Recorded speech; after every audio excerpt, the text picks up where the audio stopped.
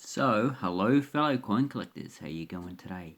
My name is Glenn, and today we're going to be talking about the 1953 Florin. And as you can see, I only have the one example. It's in a probably very fine condition. And this is actually the first issue that actually had Elizabeth II. So, she actually appeared on Australian coins in 1953 up until 1964 for the halfpenny, 1 penny and threepence, and 1963 for the sixpence, 1 shilling and florin. So the florin is actually worth 2 shillings. So that makes it 1/10 of a pound, because 20 shillings equals 1 pound. So 10 florins equals 1 pound. And it's subdivided into 24 pennies, or also subdivided into 4 sixpence and 8 threepence and 48 halfpennies. So if you take a like 1 shilling equals 12 pence, you just double it. Okay, 1 shilling also equals 24 halfpennies. So if you're not too familiar with what a halfpenny is, it's actually a smaller coin. So that is it there. Okay, what is the actual mintage of this coin? There were 13,466,000 coins minted. You might think that that is low, but compared to other coins, that's actually quite high for a florin. You do get some years that are actually higher, but most years are actually lower in their actual mintage. And if you take like the 1952 had only 10 million, 1956 had 8 million, 1959 had 3.5 million. Then the only issue that actually had higher, 2 issues afterwards, was 1954 and 1960.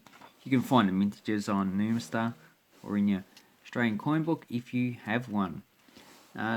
Another thing also is that this is 50% silver, 40% copper, 5% zinc, and 5% nickel. And if you put the copper and zinc together, they equal brass. So this is a silver, brass, nickel coin. It's 11.31 grams and 28.5 millimeters. Now, all these ones of Elizabeth II were minted at Melbourne. And if we look at the obverse, you can see there is no FD on these coins. So 1953 and 54 had no FD. They were put on in 1956, as there were no florins minted in 1955. So the values for this coin are, well, the actual silver value is roughly about $4. So basically, if you get a coin in very good condition, which this one is not, you're basically paying about $4 silver value. If you paid less, then you're ripping someone else off. If you want to get it in this condition, very fine. You're probably talking about, this is in between very fine and extremely fine, so between $6 and $12. That's what you'd be paying for one of these. So they're not too expensive, less than an hour's wage. Unless you actually don't work, and then it actually might be a little bit harder for you to actually purchase it. And at this time, a lot of people are actually facing that. If you want to get one in uncirculated, it has a book value of $125, but you can probably pick one up for $60 to $70 at the moment. Because the book values are pretty much pre-2008 values, and they do not currently reflect the current market. Okay, so there are 4 known errors for this coin. And if you actually get an error coin book, which I've either made a review or I should make a review, florin errors, actually there's not as many varieties as there are with the 1 penny coin. So 1 penny coin, you can get up to 40 to 50 different types of errors and varieties just in 1 year. But with a florin, you'll be lucky to get 10 varieties in a year, and only the 1946 and 47 have a over 10 varieties, so probably about 15 to 20 each. And in the 1953, on the reverse, so the reverse has the coat of arms. So we have the emu, the kangaroo, the Edwardian crown, wattle in the background. This is a lump, probably Uluru. Oh, I'm just going to say it's Uluru anyway. Probably not. Then we have the coat of arms of the states. So Victoria's in the centre, New South Wales. I think that's Queensland. Western Australia's in the middle with the swan. South Australia is this one. And Tasmania has the actual lion. Hope I got that right. If I'm wrong, leave a comment down below saying what an idiot I am. So this one, there's only two varieties. There's one with the small bead and the large bead. So this one has a small bead. The actual large bead should actually be twice as long as these. And if you get a few coins,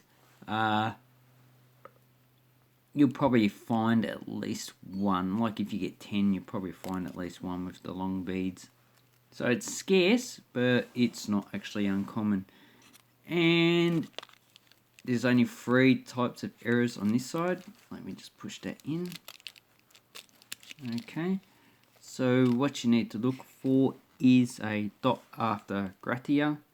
So here's the actual diamond. That separates the actual titles that the actual queen has. So gratia should be another dot somewhere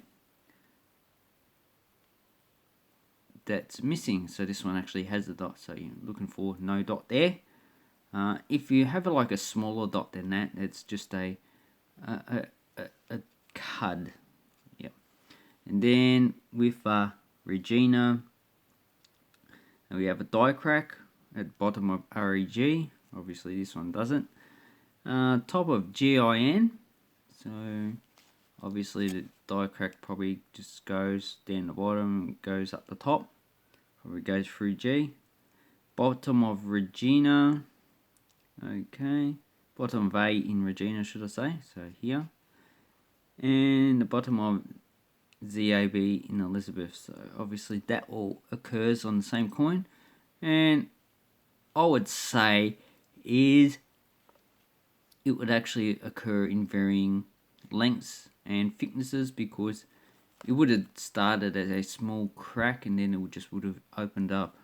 And also on other coins you can actually get on Elizabeth, the top of the last part, so around here up into the 2, you can get another die crack. So they're the only varieties that are actually been found so far. Not varieties, errors, die cracks. And there's probably actually more different varieties out there, but a lot of these coins would have been melted down and not actually saved. So the ability to actually research all of them, or even like a 1,000 or 2,000 coins, would actually be hard. First of all, you need to take time to actually collect them, and a lot of people are not willing to do that. So that is the 1953 Florin. I hope you enjoyed this review and what you can actually find in the actual coin, and just keep collecting. I'll leave a link down below to eBay coin shops if you want to have a look at what coins are actually for sale, pre-decimal. And also I do have a link down below to my own eBay coin shop, MD Coins and Banknotes, which I do actually offer coins and banknotes. And